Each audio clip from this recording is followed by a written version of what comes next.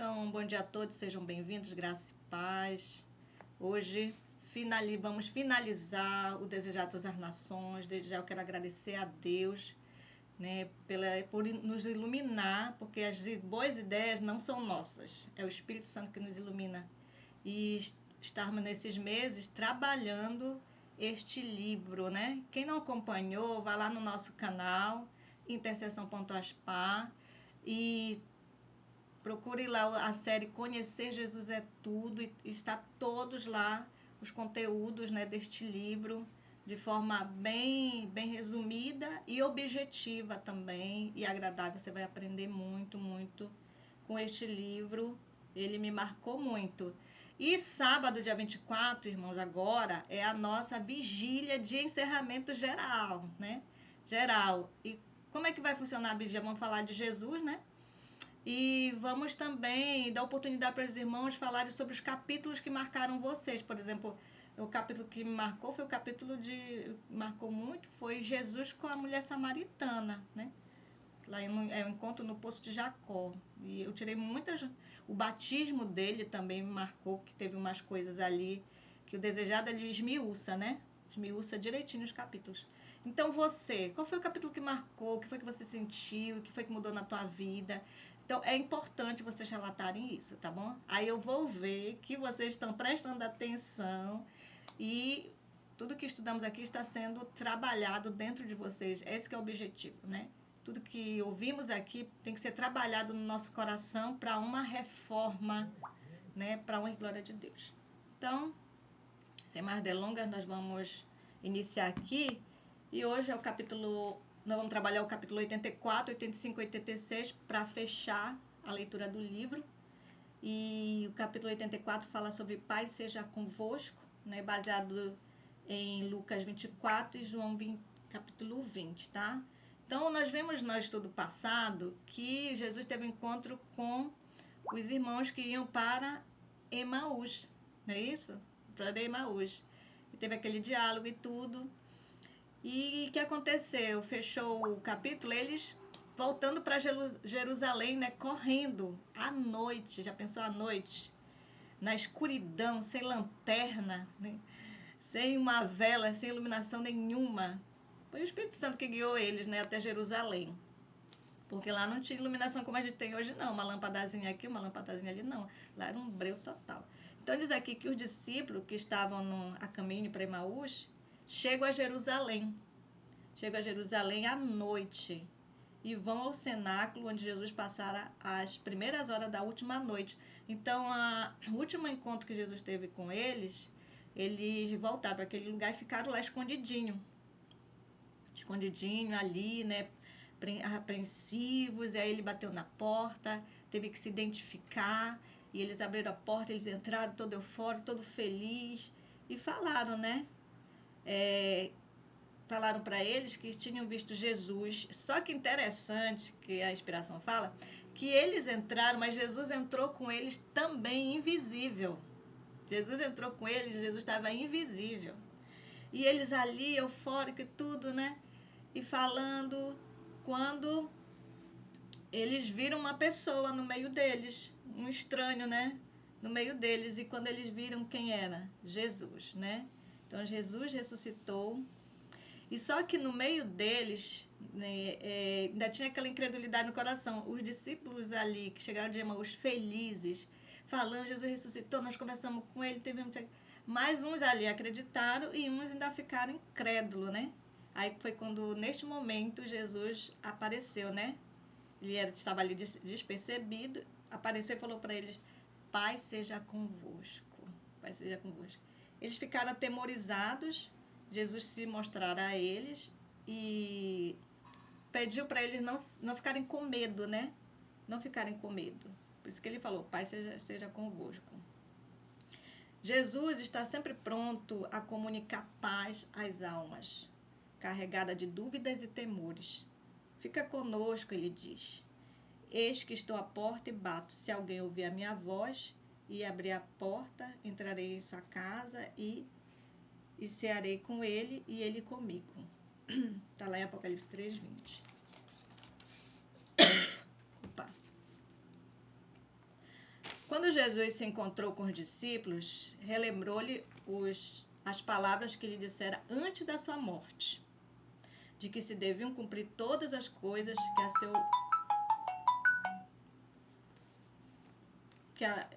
deveriam cumprir todas as coisas que a seu respeito estavam escritos na lei de Moisés, nos profetas e nos salmos.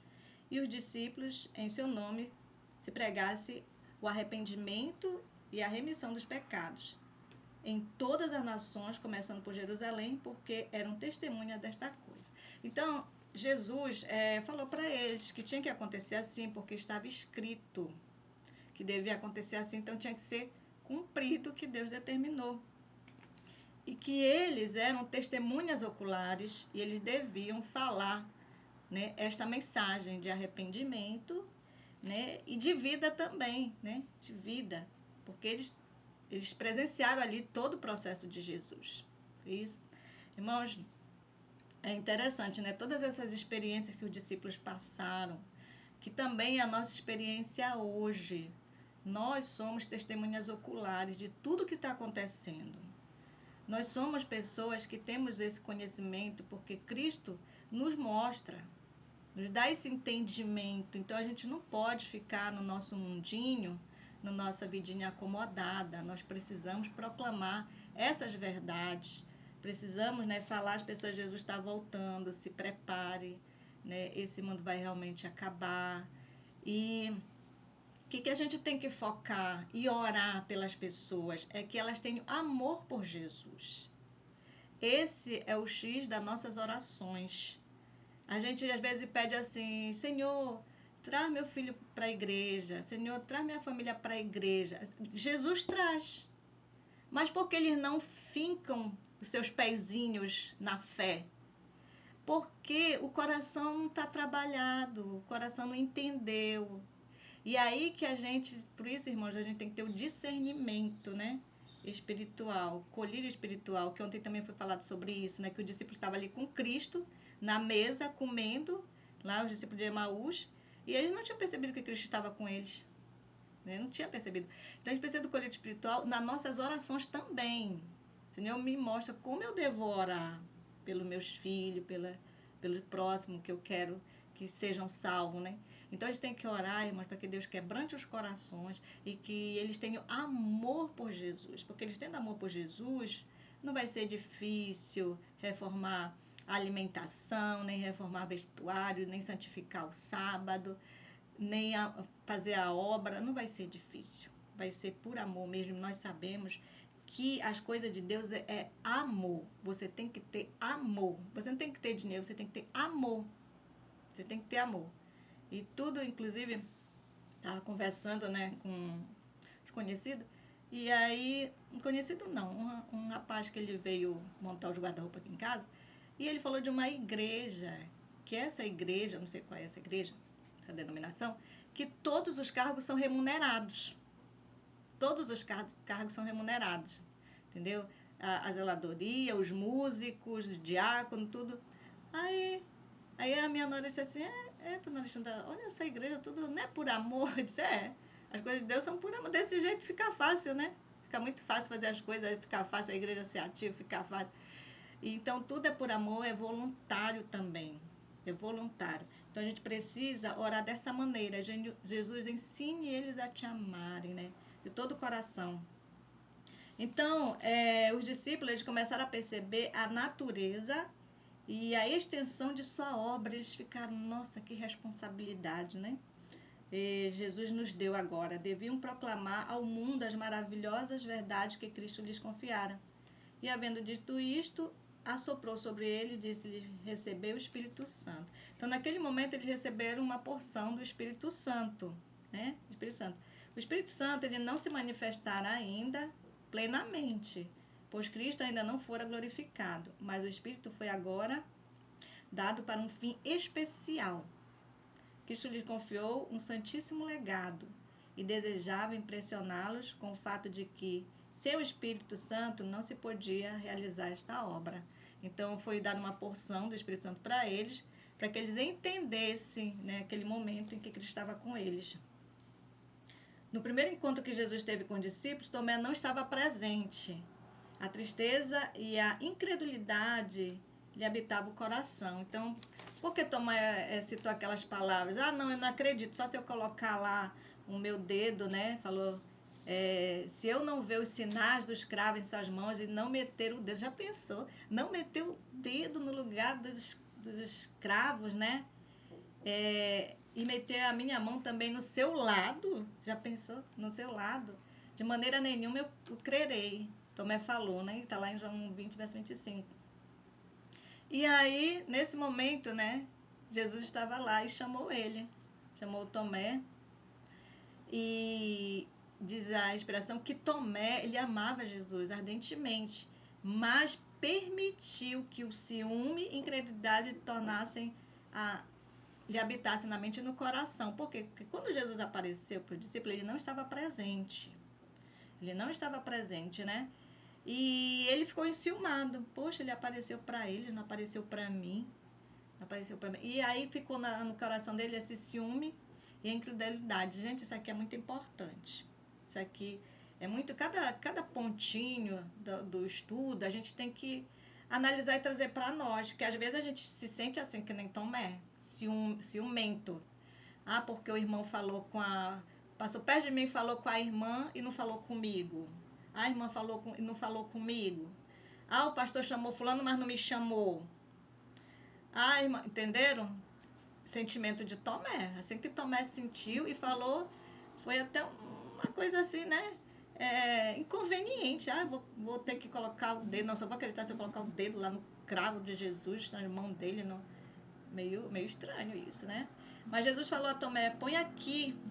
Por que Jesus falou isso? Porque Jesus conhece os pensamentos. Vem, Tomé, põe aqui teu dedo na minha mão, põe aqui teu dedo. Ele ficou até constrangido, né? Ficou até constrangido com essa situação. E ele, naquele momento, né, ele se lançou aos pés de Jesus e disse, Senhor meu, Deus meu, né? Então, Jesus aceitou o reconhecimento dele, né? Mas reprovou ele de maneira o quê? Bondosa, bondosamente, né? Reprovou a sua incredulidade. Com bondade, é assim que a gente tem que lidar com as pessoas e as situações. A gente tem que chamar atenção, né? Mas de uma maneira amorosa, de uma maneira bondosa, até no nosso falar, mas para isso a gente tem que sempre pedir para Deus estar moldando o nosso falar, nossa maneira de agir, para a gente não ofender nem machucar, mas que a pessoa venha o quê? Compreender, né, a sua situação e pensar, poxa, realmente não foi bom o que eu fiz, não foi bom o que eu falei, eu vou mudar, né? Então, esse é o capítulo 84, né, que eu passei para vocês. Amém? Agora nós vamos dar oportunidade para o irmão Eliés falar sobre a beira-mar, nesse encontro com Jesus. E eu peço que a irmã Josimeire desligue o seu microfone. Obrigado, irmão Eliés. Amém. Tá me ouvindo, irmãos? Sim. Eu não vou ligar minha câmera porque ela tá um pouco desfocada, tá? Mas eu gostaria de dar continuidade ao que o irmão Alexandre está falando aqui, trazendo esse relato tão precioso, né, para nós. E João, capítulo 21, está também descrito aqui no Desejado de Todas as Nações, no capítulo 85. Então esse aqui foi um grande fato que ocorreu após a ressurreição de Jesus. Jesus havia ressuscitado e havia aparecido para os discípulos já a terceira vez, né? A terceira vez Jesus aparece ali à beira-mar. João 21 diz, depois disto manifestou-se Jesus outra vez aos discípulos junto do mar de Tiberíades e manifestou-se assim. Estava juntos Simão Pedro e Tomé, chamado Dídimo, e Natanael, que era de Caná da Galileia, aos filhos de Zebedeu, e outros 2 dos seus discípulos. E disse-lhe Simão Pedro, vou pescar. Disse-lhe eles, também nós vamos contigo. Foram e subiram logo para o barco, e naquela noite nada apanharam. E sendo já amanhã, Jesus se apresentou na praia, mas os discípulos não conheceram que era Jesus. E disse-lhes, pois, Jesus: Filhos, tende alguma coisa de comer? Responderam-lhes: Não. E ele lhes disse: Lançai a rede para a banda direita do barco, e achareis. Lançaram-na, pois, e já não a podia tirar pela multidão de peixes. Então, aquele discípulo a quem Jesus amava, disse a Pedro: É o Senhor. E quando Simão Pedro ouviu que era o Senhor, cingiu-se com a túnica, porque estava nu, e lançou-se ao mar. E os outros discípulos foram com o barco, porque não estavam distante da terra, senão quase 200 côvados, levando a rede cheia de peixes. Logo que desceram para a terra, viram ali brasas e um peixe posto em cima e pão. E disse-lhe Jesus: Trazei dos peixes que agora apanhastes. Simão Pedro subiu e puxou a rede para a terra, cheia de 153 grandes peixes. E sendo tanto, que não se rompeu a rede. Disse-lhe Jesus: Vinde, jantai. E nenhum dos discípulos ousavam perguntar-lhes: Quem és tu? Sabendo que era o Senhor. Chegou, pois, Jesus e tomou o pão e deu-lhe, e semelhantemente o peixe. E já era a terceira vez que Jesus manifestava aos discípulos, depois de ter ressuscitado dos mortos. Queridos, Cristo tinha aqui um objetivo muito especial em visitar novamente os discípulos. Pela terceira vez estava aparecendo aos discípulos aqui à beira-praia, porque Pedro havia decidido voltar a pescar. Em seu coração ele sentiu saudade de pescar. Ou seja, quando Jesus apresentou a primeira vez para eles, os convidando para que o seguisse, porque era um grande privilégio dos discípulos seguir o Mestre, sentiram-se amados, e Jesus prometeu que iria fazer deles pescadores de homens. Mas aí, após a ressurreição de Cristo, Jesus já tinha aparecido para eles, mas Pedro sentiu saudades, sentiu vontade de voltar a pescar, e eles foram pescar. Só que eles passaram a noite inteira, a noite toda, tentando pescar e não conseguiam. Mas diz que, naquele momento, Cristo estava acompanhando os discípulos desde quando eles foram para a beira-mar, desde quando eles foram para o mar pescar, Jesus estava acompanhando eles. Diz que um olhar os acompanhava, o olhar daquele estranho para eles, né, o acompanhava. Então nós podemos tirar lições aqui, meus amados, que quando Jesus faz o convite para cada um de nós, nós precisamos ouvir atentamente o que Jesus diz para nós. Quando ele nos chama a ser pescadores de homem, quando ele nos dá essa responsabilidade, nós, como os discípulos, nós precisamos de entender que ele está conosco, nos acompanhando, olhando para cada um de nós, vigiando sobre nós e nos ajudando a fazer a vontade dele. Mas não podemos esquecer que o nosso coração tem escolhas e que muitas vezes nós escolhemos fazer coisas também ou estar voltando para a nossa antiga profissão e não percebemos que aquele olhar está nos acompanhando, mas que ele sempre vem para nos alertar novamente e nos ajudar a entender que a missão dele é muito importante.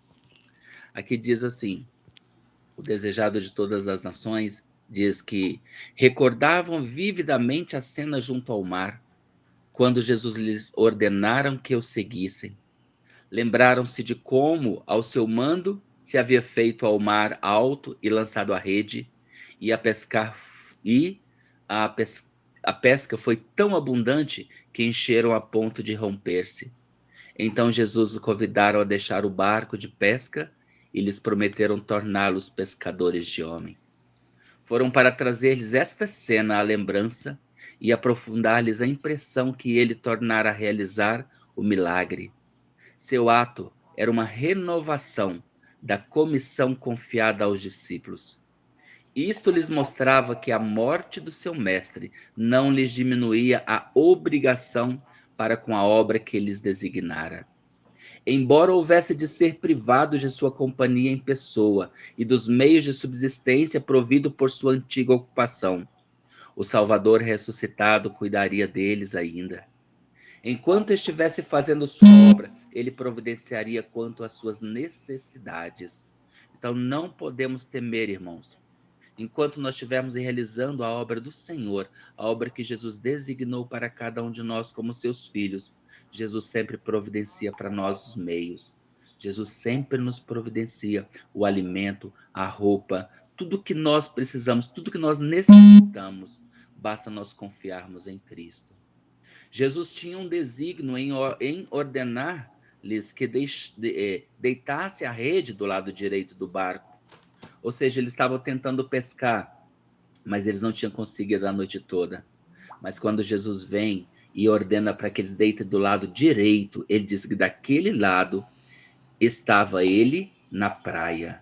Era o lado da fé. Então, do lado direito é o lado da fé.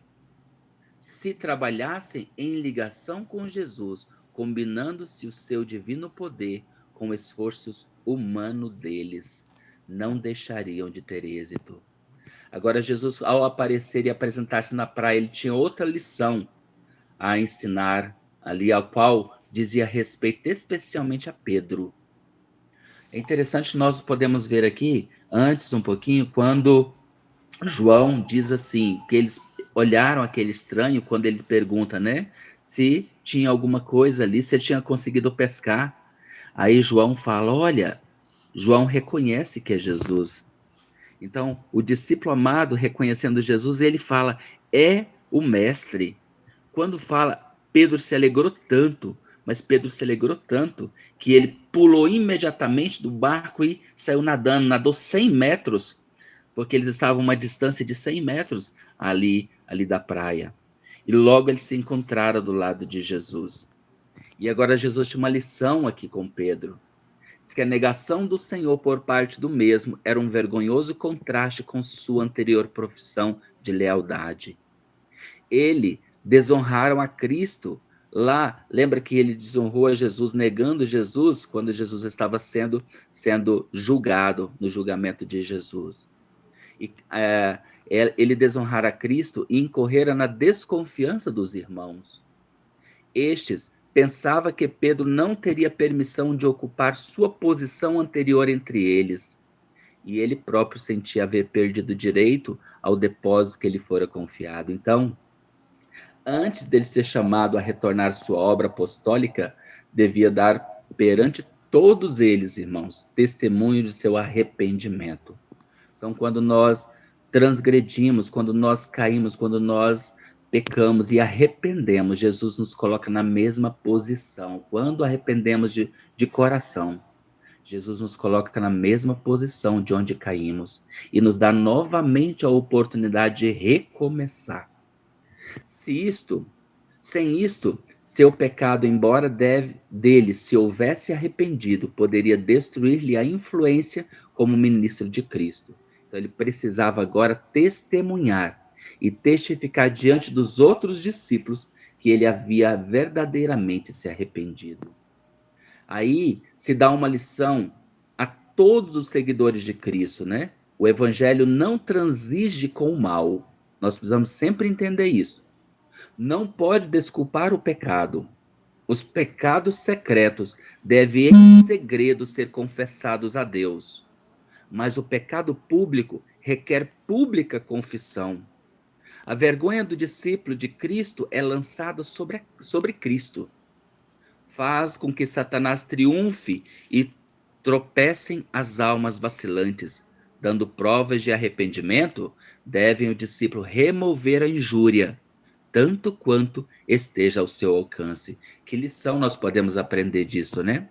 Ou seja, nós podemos novamente voltar à mesma posição, mas dando testemunho e prova daquela verdadeira conversão.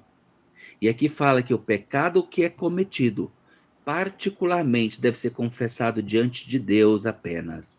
Mas o pecado que é cometido publicamente deve ser confessado publicamente. Por isso Cristo apareceu ali para fazer essa dá a Pedro, né, a oportunidade de conversão, a oportunidade de confissão de pecado diante dos seus irmãos e assim ser recolocado justamente na posição que ele fora colocado antes da negação.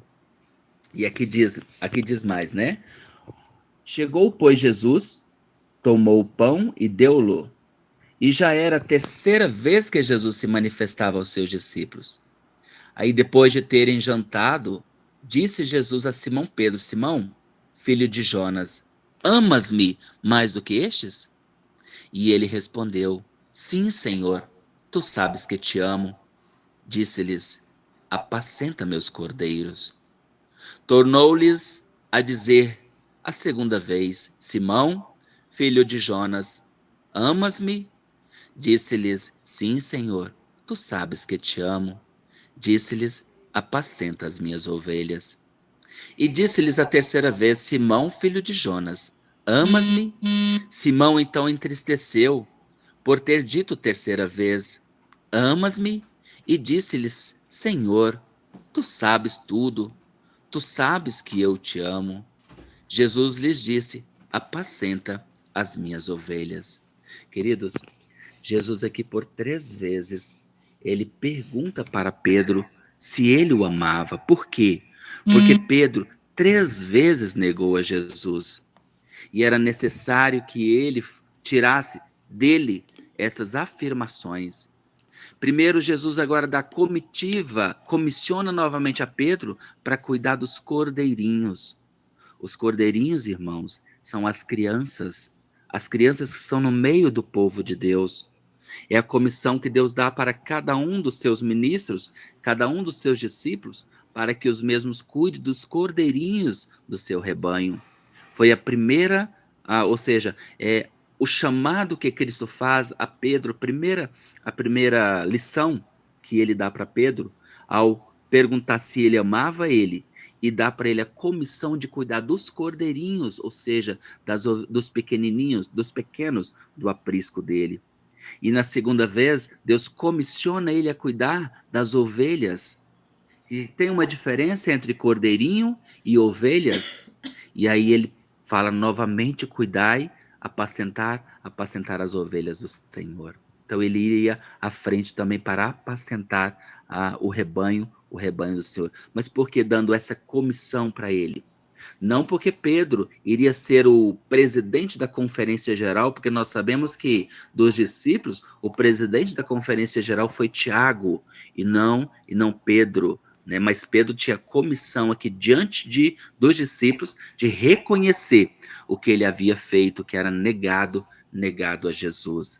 E por 3 vezes, por ter negado a Jesus 3 vezes ele confessou que amava Jesus.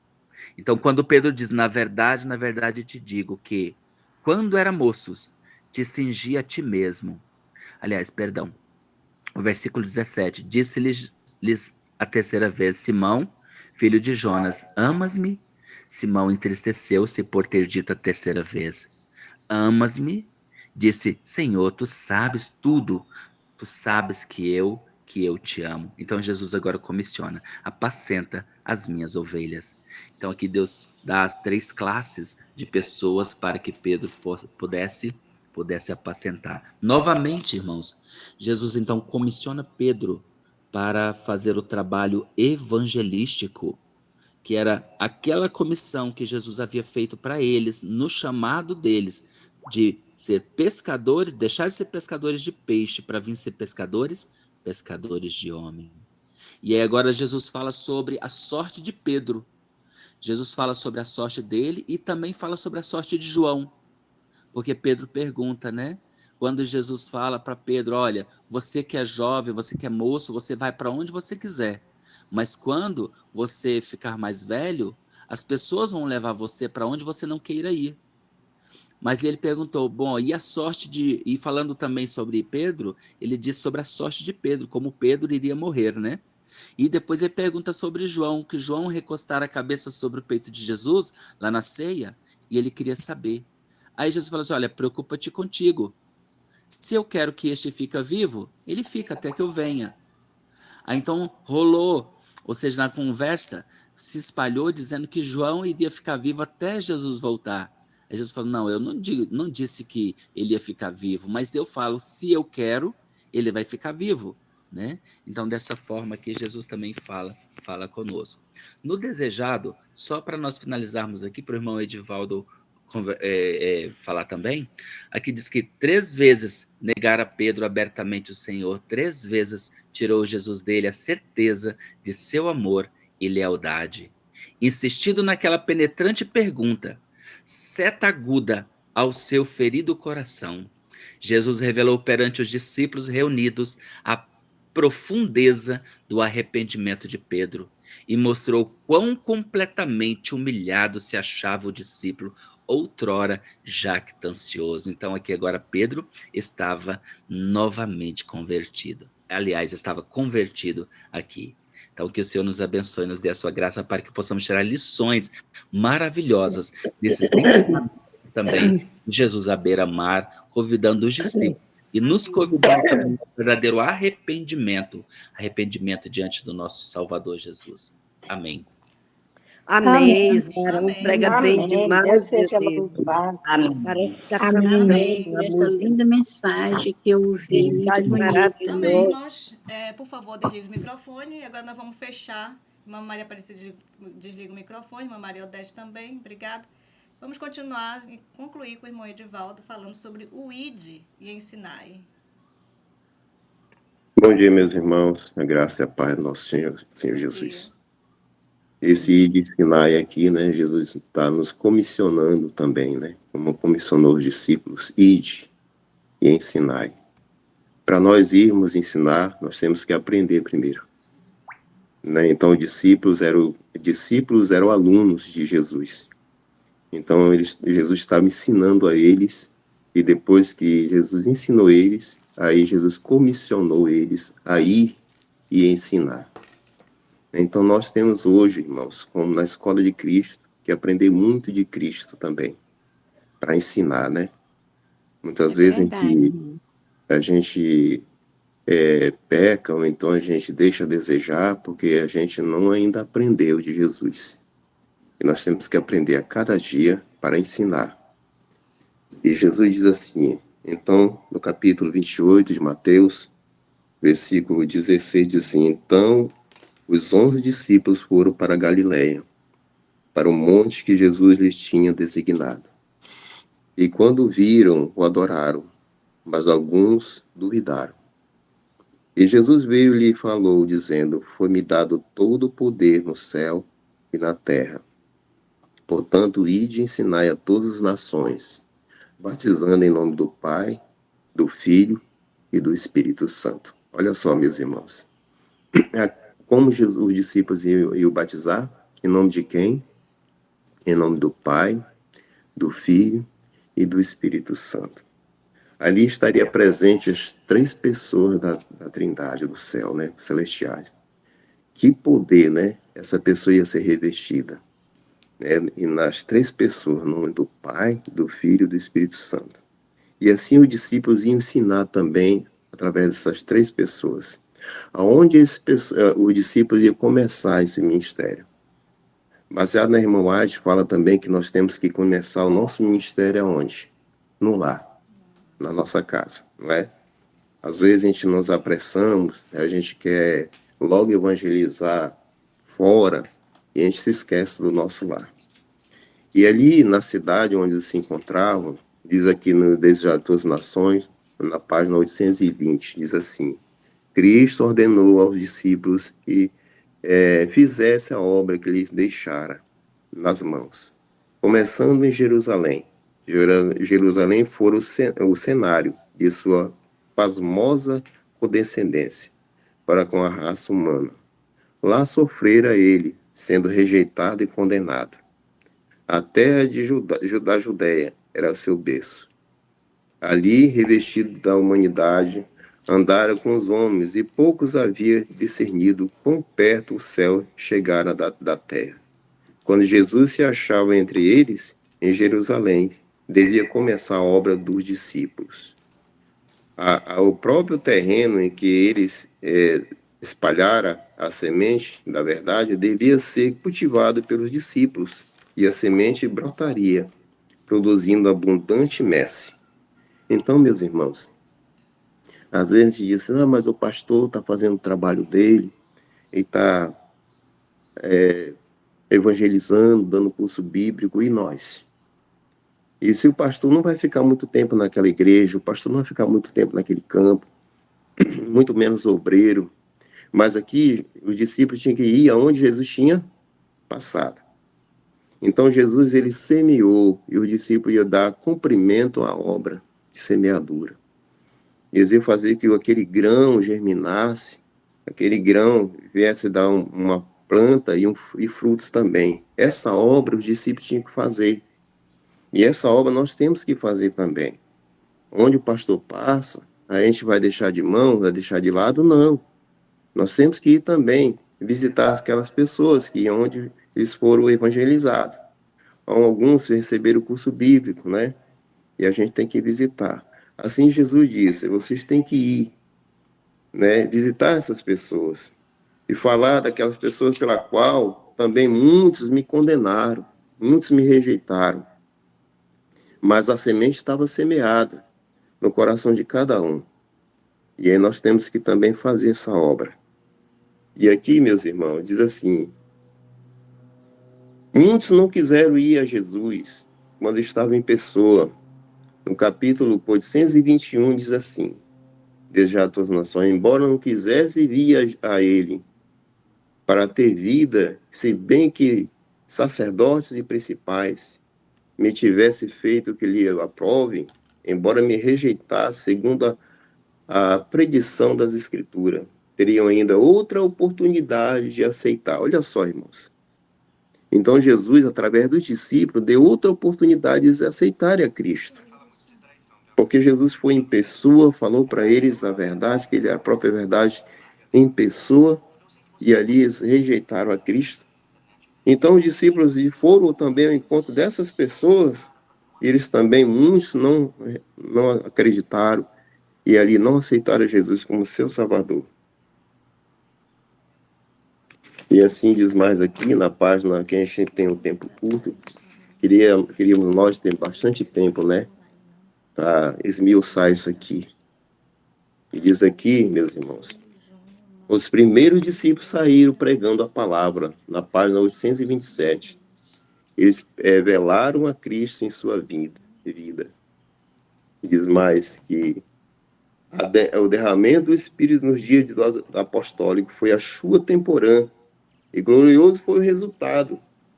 Mas a chuva serôdia será mais abundante. E aí, meus irmãos, o que é que a gente está pleiteando hoje? Para concluir o evangelho em todo mundo, a toda criatura. A unção do Espírito Santo. E esse em porção dobrada. Para quê? Para que as pessoas venham realmente tomar uma decisão. Tem muitas pessoas hoje dão 10ª hora, né? Que vão tomar uma decisão na última hora. Quando o evangelho chegar em seus corações, eles vão tomar uma decisão de última hora em aceitar a Cristo antes da porta da graça se fechar. E aí nós pedimos tanto a Deus, dia e noite, este poder dos altos céus, este poder renovador, que venhamos assim testemunhar de Jesus com poder e grande glória. Que as pessoas venham aceitar, tomar uma decisão em se arrepender e abandonar seus pecados enquanto é tempo. E aí nós temos que pedir cada dia, Senhor, nos prepare para que eu seja um verdadeiro missionário, para que você seja realmente aceitar o teu ID, né, que tu estás nos envia ao encontro dessas almas preciosas. E quantos tem muitas almas a perecer aí, meus irmãos? Muitas almas já pereceram, sem ouvir o evangelho, sem ouvir a verdade. E a gente fica, às vezes, pensando, poxa, eu tenho uma parcela de culpa, porque eu não preguei para aquela pessoa antes da sua morte. Eu tive a oportunidade até de levar o evangelho, mas não aproveitei a oportunidade que tive. E assim a gente fica, às vezes, muito fica se lamentando, muitas vezes é tarde demais. E aquela alma vem a perecer. alma tão preciosa para Deus. E aí a gente tem que pedir a Deus, Senhor, dá-me discernimento, entendimento da tua palavra a cada dia, a unção do teu Santo Espírito, eu posso pregar com clareza, que as pessoas venham compreender a tua mensagem, que muitas vezes as pessoas leiam a Bíblia, mas não compreendem. E nem aquela passagem de Filipe, né? Que aquele homem, o eunuco de Candace, estava lendo, mas não estava compreendendo para crer e ser batizado. Olha aí. E Jesus diz assim, ó, ide ensinar a todos, batizando em nome do Pai, do Filho e do Espírito Santo. E Filipe estava ungido com o poder do Espírito Santo. Ele entendia as Escrituras. Então, ele explicou aquela passagem de Isaías 53, ele compreendeu. Então ele disse, o que te importa agora, o que te impede de ser batizado? Tu crê nessa mensagem? Creio. Mas lá na frente desceram da carruagem, e onde tinha água, e foi batizado. Mais uma alma ganha para o céu. Que maravilha, meus irmãos, eu fico até arrepiado. Quando a gente é guiado pelo poder do Espírito. É importante. Quando a gente é guiado pelo poder do céu, pelo poder do Espírito Santo, quando a gente aceita o ídolo do Senhor, a gente faz maravilhas, ganha almas, né? A gente não, o Espírito de Deus, né? Deus é que ganha. Nós somos só instrumentos nas suas mãos.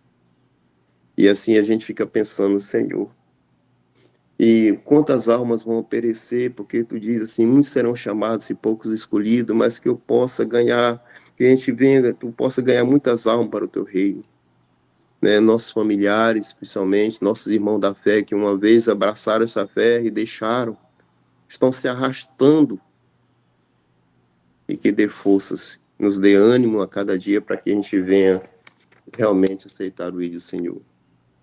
Diz aqui Amém. que Cristo não se manifestará enquanto a vitória não for completa. Então nós esperamos essa vitória. A vitória de ver muitas almas ganham para o reino de Deus. Através de nosso exemplo, através de nossas palavras, que essa venha ser temperada com sal, que venhamos ser um cheiro de vida para a vida, e que venhamos a juntar, não espalhar, né? Porque quem está com Cristo ajunta, não espalha. E que venhamos, queríamos ter mais tempo, né, para falar mais, mas o tempo é curto. E que Deus assim nos abençoe e nos dirija a cada passo nosso rumo às mansões celestiais. Amém. Amém.